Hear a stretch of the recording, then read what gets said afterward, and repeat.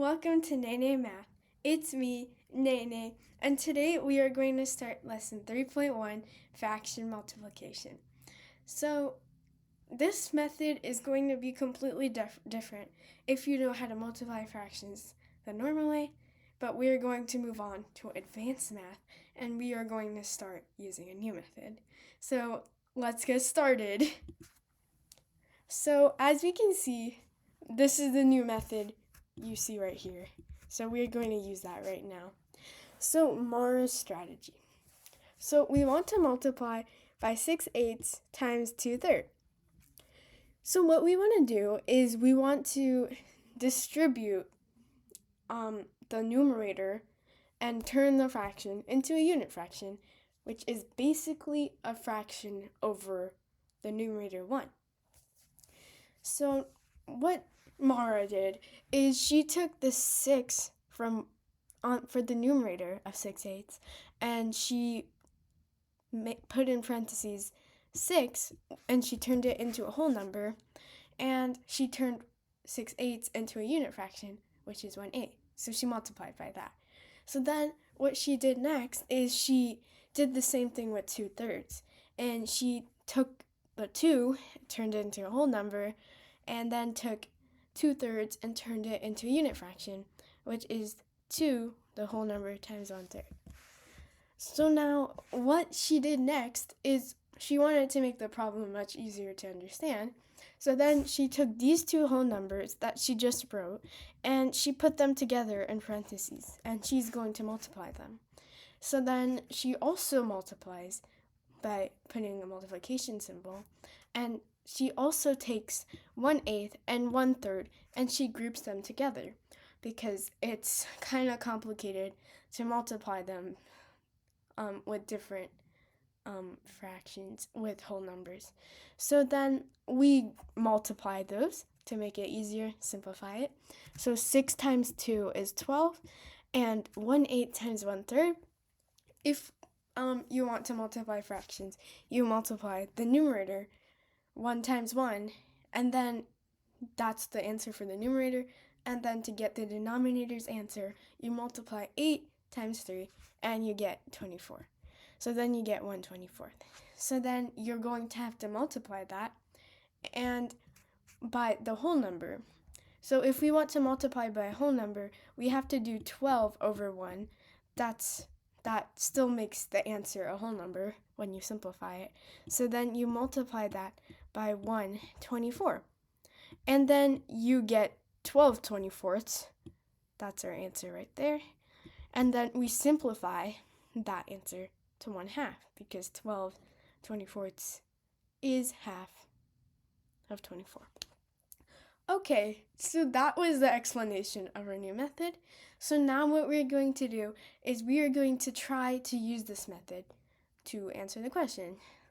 So as it says, use Mara's strategy to rename the fractions as whole numbers and unit fractions, then group your factors to make the problem easier, and show you the steps you use. So that's what we're going to be doing right now. So our question is 5/2 times 2/4. So what I'm going to do is I'm going to use this fancy symbol tool that I have, and I'm going to write what we're going to do. And I'm also going to move this so we can easily see it when we're solving the problem. Okay, so now we want to distribute the fractions into whole numbers. So I'm going to get rid of the 5 and turn that into a whole number, and then I multiply that by the unit fraction, which is 1/2. So then I put parentheses from that. And then I want to multiply, and I need to turn 2/4 and get rid of the 2 and turn it into a whole number. So then I got 2. And then we got the unit fraction 1/4. So that is the first step. So then the next step is combining the whole numbers together from the top. So 5 times 2 is combining the first two whole numbers, 5 and 2, we see up top. So then we need to multiply that by our fractions we have, which is 1/2. And then we multiply that by, oops, I didn't mean to write that. And then we multiply that by our fraction 1/4.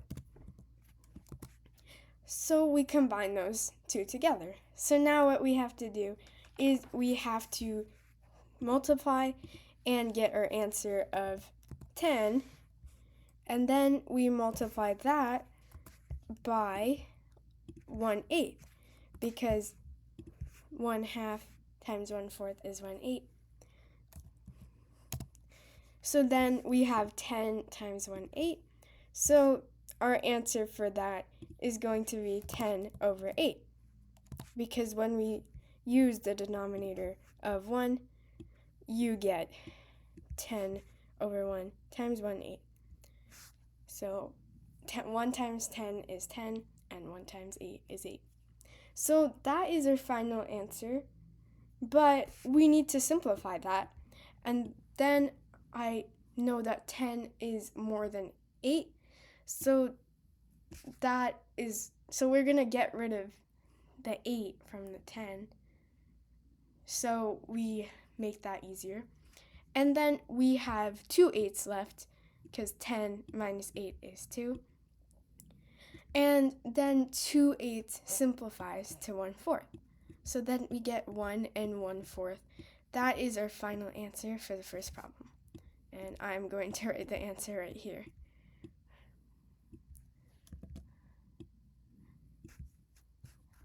And I'm also going to drag this problem back to where it was. Okay. Now let's move on to a word problem. Mara had 6 pages of homework. She finished 2/3 of her assignment. How many pages did she finish? So what we want to do is we basically want to use the same strategy, since Mara is in the problem. So let's do that. So now we're going to multiply 6 times our 2/3. Okay, that's the first step of the problem, writing our number model. So now next what we're going to do is, since 6 doesn't have any fraction to go over, we don't have a fraction, this 2 fractions multiplied by each other this time. So we are going to make 6 our whole number, and then we are going to multiply by 1/1, since that is a unit fraction. So that's what I'm going to be doing. And then I have to multiply, and I need to turn 2/3 into a whole number. So then we're going to make our 2 the whole number. So then we multiply that by our unit fraction, which is 1/3.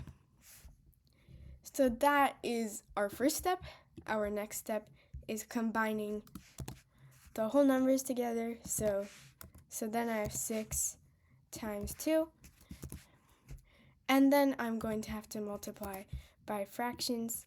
So then I have 1/1 times 1/3.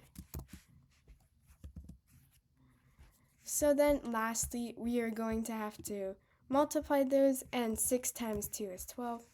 And I have to multiply that by 1/3, because 1 times 1 is 1, and 1 times 3 is 3.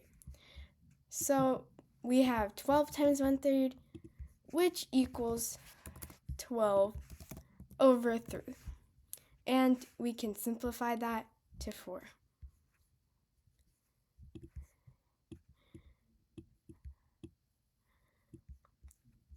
So that is our final answer.